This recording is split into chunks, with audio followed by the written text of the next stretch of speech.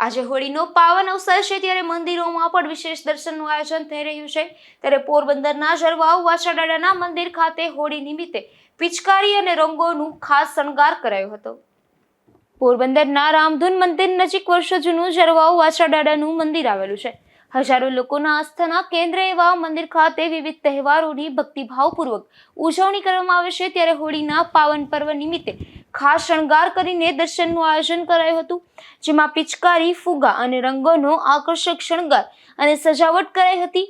મિત્ર મંડળના 12 થી વધુ લોકોએ કલાકોની જહેમત બાદ આ શૃંગાર દર્શન તૈયાર કર્યા હતા। આ દર્શનનો મોટી સંખ્યામાં ભક્તોએ લાભ લઈ ધન્યતાનો અનુભવ કર્યો હતો।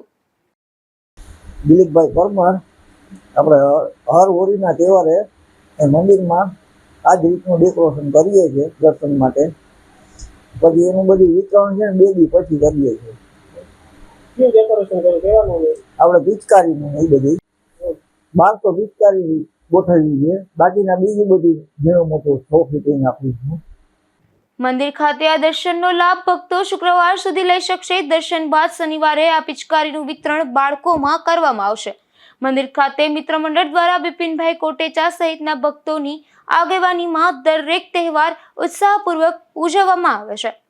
નિપુલ પોપટ, ગુજરાત ન્યૂઝ, પોરબંદર।